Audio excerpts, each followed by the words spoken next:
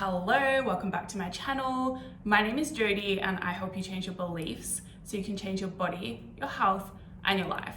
So this video, I wanted to answer a question I got in my Instagram DMs. If you don't follow me there, you can check out my description box for all the links for that stuff. But she basically wanted to know what her next steps are because she had been going through the body recomposition process for the past year and got a specific result, but she's still not where she wants to be. And she doesn't know now whether she needs to go into a deficit or stick to maintenance and try to lose body fat this way. So if you are at a healthy weight for your height, so for example, if you weigh 60 kilograms or less and you're female, unless you're really short, and you weigh 60 kilograms, that might be different. Obviously, these videos are general, right? So some things may not apply to you, but in general, if you are female and you weigh 60 kilograms or less, so around 120 pounds or less, then I would recommend going through the body recomposition process to lose fat, because what a lot of you don't realize is you actually need to build muscle to get that toned, lean physique that you desire. Now, I want to discuss this girl's question in particular because she's been going through the body recomposition journey herself, but there's a few issues with how she's been doing it, and that's why she's ended up where she is. So let me discuss. I've got some notes here that I want to make sure I cover everything, but to give a breakdown, this girl is 159 centimeters, 59 kilograms. So in my books, that means she is skinny fat still, especially if she feels like she has too much body fat on her, but her weight and her height are fine. Like, her weight is healthy for her height. So considering that and considering where she's at, she wants to gain more muscle, she wants to lose body fat still, I think she needs to stick to maintenance. But let's discuss what she's actually done in her journey and where she's kind of gone wrong. And obviously I'm assuming some things here just from my own experience working with a number of women now, and then also going through this process myself. Like, I've seen it happen so many times. Like, I have a really good way of guessing, kind of by asking the right questions, where someone's gone wrong. So anyway, she's been doing this for a year and she said she's gained 6 kilograms of muscle, but she's still holding a lot of fat. So now she's put herself into a deficit at 1600 calories and she doesn't know if that's right or not. But let's go back to, she's built 6 kilograms of muscle, right? She doesn't actually have any data to prove that this is muscle because she hasn't been taking her waist measurement. And this is why with body recomposition, right? Strict body recomposition at the start, you should not be gaining weight. Your weight should maintain. That is what body recomposition is. It is losing fat, building muscle at the same time. And if you're doing it right at the start, in most cases, your weight should be staying the same. And then to keep the process moving forward, in some cases, depending on your starting position, depending on how much muscle you're starting with really, you might go through a phase where you have to eat more food, so you have to increase your calories, especially if you're starting from a really low calorie intake. So anything less than 2000 calories, if that's where you're starting from, especially I know a lot of you are starting from like that 1600, 1500 calorie mark. That is such a small amount of food, and you need to build your calories up from there to minimum 2000 calories a day if you want to be successful long term at losing body fat, but then also maintaining your results. Anyway, so at the start though, weight maintains, calories should be set, and then you need to look at your waist, you need to look at your weight, you need to look at your strength, you need to look at your biofeedback. This is really important. And then you put all the pieces of the puzzle together, and that will tell you when to increase calories. And it also needs to line up with your training volume in the gym and the intensity you're putting into that. Now, when you start to increase calories, it is normal for your weight to go up, and some people will say, oh, this is bulking. It could be, but that is why you need to be taking your waist measurement and you need to be assessing your photos, because that will tell you whether you're still recomping or whether you've gone into a surplus and you're actually bulking. If your calories are below 2000, then that shouldn't be the case, but it also depends on your training program and if you're pushing the intensity up correctly. And with so much experience working with women, this intensity thing is the missing piece of the puzzle, and it is so hard to explain. It's so hard to show you until you actually really feel it for yourself, what that means to actually push with all your limits, because your brain is going to try and tell you that you are not strong enough and you don't have any more in you, and it's scary and it hurts too much already and it's already hard enough. But your muscles have so much more in you, and until you learn the difference and until you learn to override what your brain is telling you, you're going to hit these plateaus. And even if you don't, but you're gonna basically keep yourself stuck and keep yourself from moving forward. You'll get a little bit forward, but then you really have to learn how to understand this intensity thing.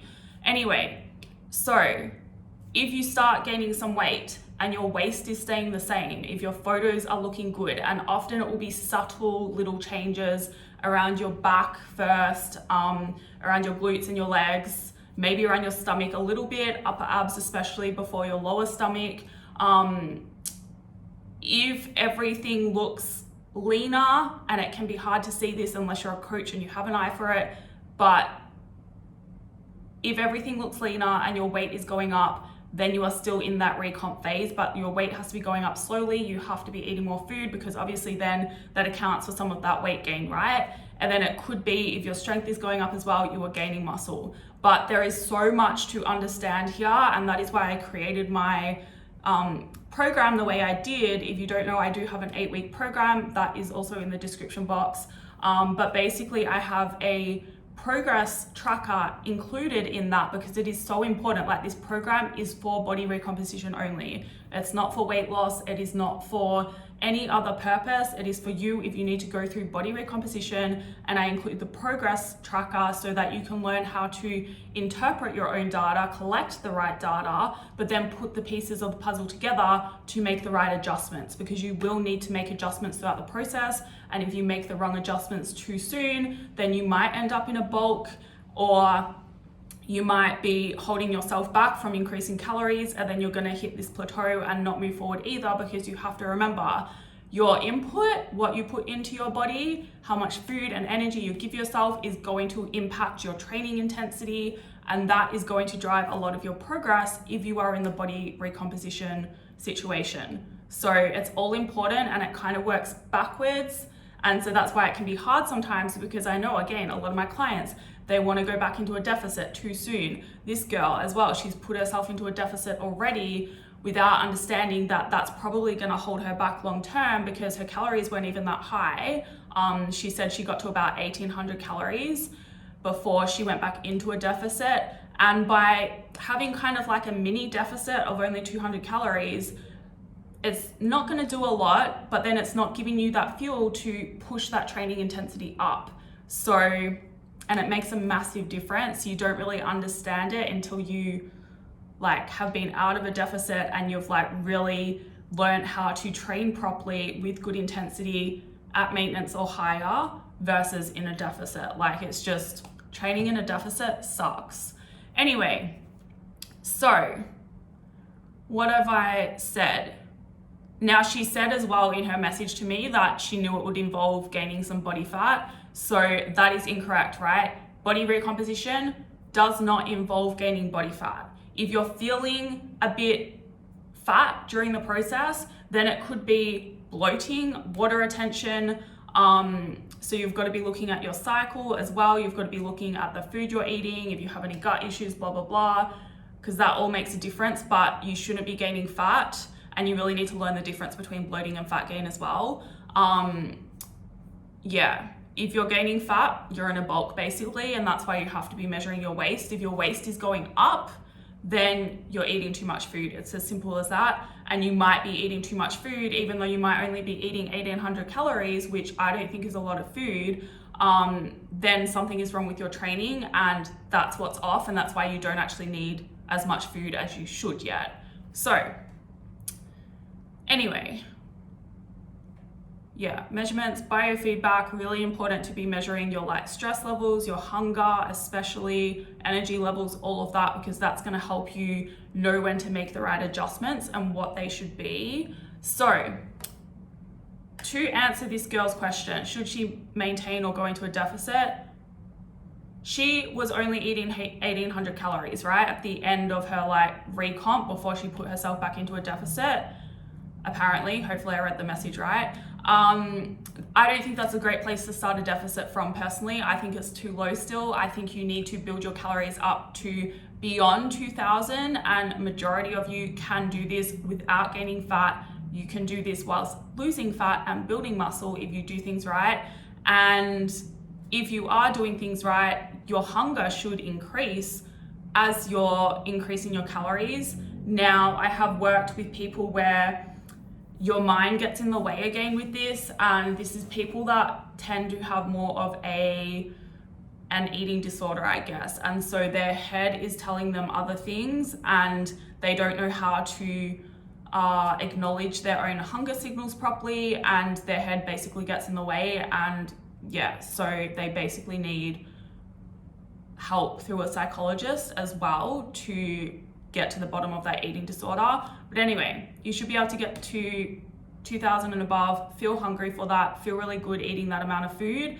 And then once you do that, once you're eating like 2,300 calories a day, maybe even 2,500 calories a day, that is when you can decide whether you want to actually go into a surplus to just focus on building muscle with minimal fat gain if you do things right, or you can decide to go into a deficit. And the reason being is when you go into a deficit, you need to start with a significant deficit, right? You need to start with around 20%. You can't just say, oh, I'm gonna cut a little bit off and just like eat around 1,600 calories, because that's basically, you need to give your body a big enough signal, right? When you go into a deficit, because otherwise it's not actually, it'll just adapt so that it doesn't actually notice the deficit and see it as a deficit. It will decrease your NEAT levels. It will, your thermogenesis of food will decrease, blah, blah, blah, like all the sciencey stuff, right? I don't want to get into it now, but you need to have around a 20% deficit to start. And then you need to realize that just because you go into a deficit, the fat loss, when you don't have a lot of fat to lose, so if you are skinny fat, you don't have a lot of fat to lose still, you don't have a lot of weight to lose still, right? And deficit is for weight loss and fat loss, and it really targets the fat loss because you're not going to build muscle in a deficit anymore, right? So given your weight training, it will target fat loss. Now with the, what was I saying? So when you start, it's still going to feel slow, right? Because you don't have a lot of weight to lose. And so you're going to have to stick to it for probably a couple of months, 2 to 3 months, maybe 4 months even, depending on how consistent you are, whether you have diet breaks, whether you need diet breaks and stuff like that. And that all depends on your biofeedback, when you introduce those, your stress levels, your training performance, all of that. And then you're probably going to have to cut calories further, right, to keep responding, because your body is going to adapt to the lower calories at some point. And so to avoid plateaus, you want to leave yourself room to cut calories further. If you are cutting from 1,800 calories and you go down to 1,500 calories, that's already not a lot of food. And then if you have to cut again to like 1,300 calories, 1,400, that's getting too much into like coaching stuff. But anyway, so if you cut again, like that's a very small amount of food. If you build your calories up to 2,300, just say, then you can start your deficit on 1,900 calories, 1,800 calories. I'd need a calculator to do the actual math, and it is important to do it with math and not just guess the number, because if you're guessing, you're not guaranteeing your results basically, right?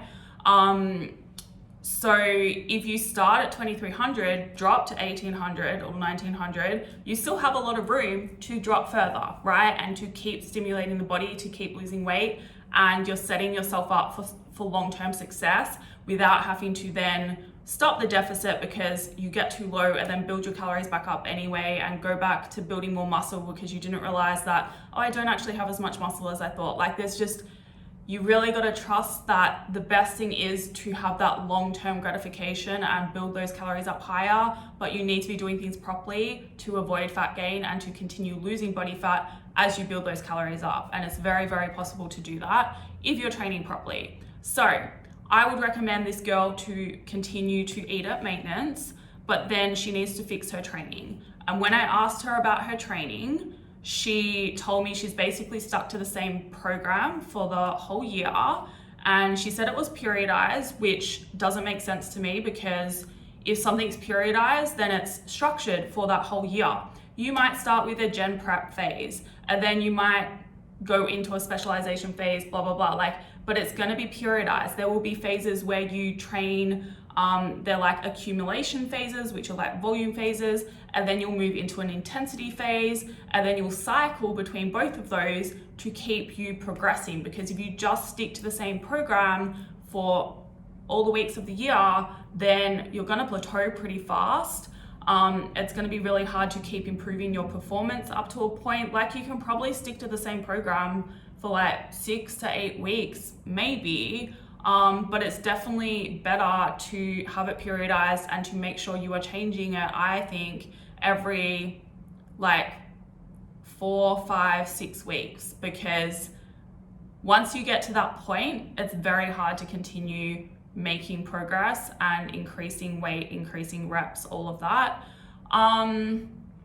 Yeah, and it doesn't need to change by a lot, but you need to be changing the tempos, you need to be changing the rep ranges, and that is going to get you the best results. And you need to make sure you are paying attention to intensity, pushing that up, and make sure your form is right, obviously, all the normal stuff. But yeah, she basically said she's been doing 3 days legs, 2 days upper. In my opinion, that is too much if you are basically a beginner.